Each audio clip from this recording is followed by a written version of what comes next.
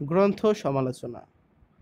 মানিক বন্দ্যোপাধ্যায় রচিত পুতুল নাচের ইতিকথা উপন্যাসে নিয়তিবাদের স্বরূপ আলোচনা করুন, অথবা পুতুল নাচের ইতিকথা উপন্যাসের সমালোচনা লিখুন। বাংলা সাহিত্যে জীবনক্ষয়ী কথা সাহিত্যিক মানিক বন্দ্যোপাধ্যায়ের তৃতীয় উপন্যাস পুতুল নাচের ইতিকথা। তিনি পদ্মা নদীর মাঝি উপন্যাসের লেখক হিসেবে পরিচিত হলেও পুতুল নাচের ইতিকথা তার শ্রেষ্ঠ উপন্যাস। বৈজ্ঞানিক দৃষ্টিভঙ্গি নিয়ে এ উপন্যাসের কাহিনী বিশ্লেষিত, তবুও ভাববাদের মোহমুক্ত হতে পারেননি শিল্পী। এই উপন্যাসে মানিকের পল্লী জীবনের বিশ্লেষণ হয়েছে নিপুণ এবং বাস্তবভাবে।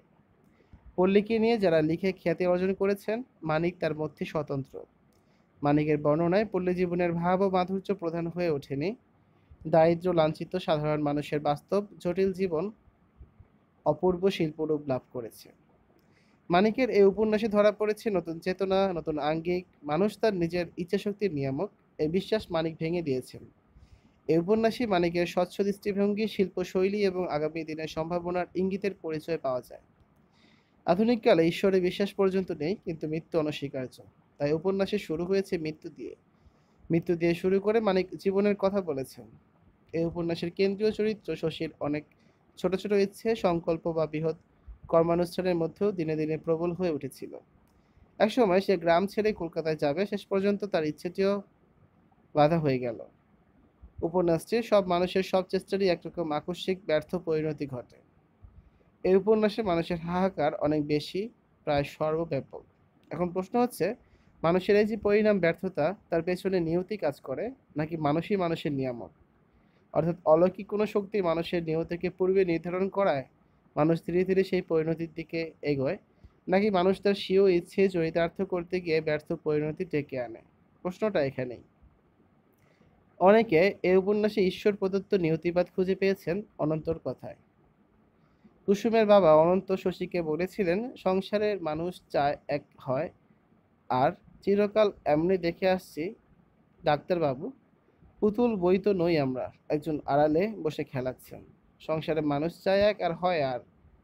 এই বিষয়টি এই উপন্যাসে আগাগোড়াই ছড়িয়ে ছিটিয়ে আছে, কিন্তু একজন আড়ালে বসে খেলা দেখাচ্ছেন, অর্থাৎ ঈশ্বর নিয়তি বা অলৌকিক নিয়তি স্বীকার করা যায় না। সমগ্র উপন্যাসে জীবনের যে প্যাটার্ন বলেছেন শিল্পী, তাতে এই কথাটা ফুটে উঠেছে। মানুষের সমস্ত চেষ্টিত নিষ্ক্রিয়তায় গিয়ে পৌঁছায়, ব্যর্থ হয়। একথা গোপাল, শশী, কুসুম, বিন্দু, সেনদিদি, যামিনী, কবিরাজ, যাদব পণ্ডিত সব প্রধান অপ্রধান চরিত্রের ক্ষেত্রেই প্রযোজ্য। এরা কেউই নিজের জীবনকে নিজের অভিপ্রায় মতো গড়ে তুলতে পারেনি বা গড়তে গিয়ে নিজেকে বিনাশ করেছে। যাদব পণ্ডিতের আত্মহত্যার জন্য দায়ী তিনি নিজেই। তার সূর্যবিজ্ঞানে বিশ্বাসের অহংকার, সাধারণ মানুষের কুসংস্কার, তাদের শ্রদ্ধা বিশ্বাস ইত্যাদি, তিনি নিজে যেমন ইচ্ছা মৃত্যুর কথা প্রকাশ করেছেন, তেমনি অসংখ্য মানুষ তার ইচ্ছা মৃত্যু দেখতে উৎসুক হয়ে উঠেছিল। তারাও তাকে আত্মহননের পথে ঠেলে দিয়েছিল। শশীও তার মৃত্যুর জন্য পরোক্ষভাবে দায়ী। শশী কুসুমের বিষয়টি বিশ্লেষণ করা যাক। কুসুম গাওদিয়া থেকে বিদায় নেবার মুখ খুলেছে। লাল টকটক করে তাতানো লোহা ফেলে রাখলে তাও আস্তে আস্তে ঠান্ডা হয়ে যায়। কাকে ডাকছেন ছোটবাবু? কে যাবে আপনার সঙ্গে? কুসুম কি বেঁচে আছে? সে তো মরে গেছে। এর জন্য দায়ী কে? ওই দুটো নরনারী নিজেরাই। তাদের মনের গঠন এমনই যে, কুসুমের হৃদয় যখন তাতানো লোহার মতন লাল, তখন শশী সাড়া দিতে পারেনি। আবার শশী যখন একান্ত কাতর, তখন কুসুম নিজেকে গুটিয়ে নিয়েছে। শশীর অনুভবে ঠিকই ধরা পড়েছে। মনে হয় এমন একটা জীবনকে সে যেন এতকাল ঠিকমতো ব্যবহার করেনি। মৃত্যু পর্যন্ত অন্যমনস্ক বেঁচে থাকার মধ্যে জীবনের অনেক কিছুই যেন তার অপচারিত হয়ে যাবে।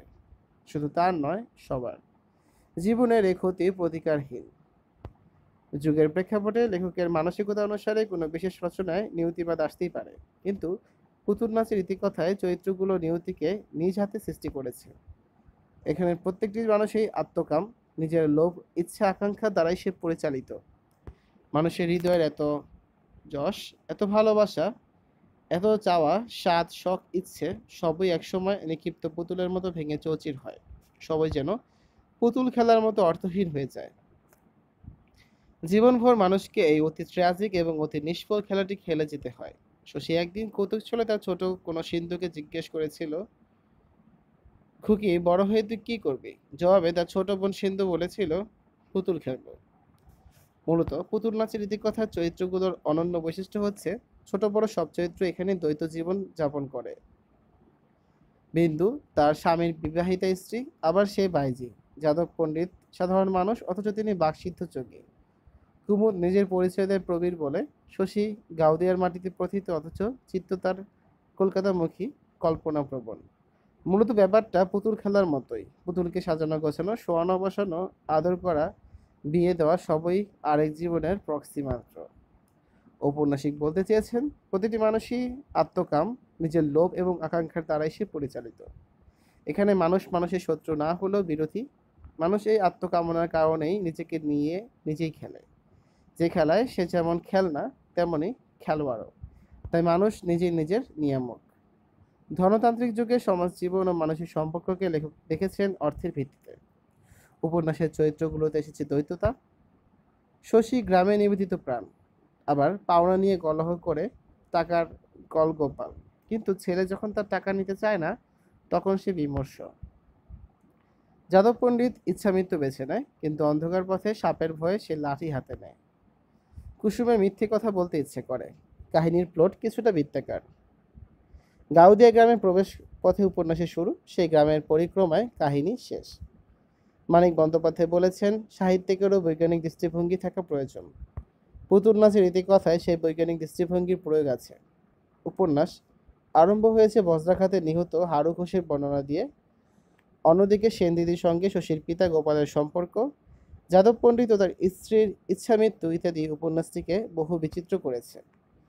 পুতুল নাচের ইতিকথায় পুতুল বলতে এই মানুষগুলোকে বোঝানো হয়েছে যারা চারিত্রিক দৃঢ়তা নিয়ে দাঁড়াতে পারে না, পুতুলের মতো অন্যের অল্প ধাক্কাতে চালিত হয়, যা নিয়তিবাদের স্বরূপকে সমর্থন করে।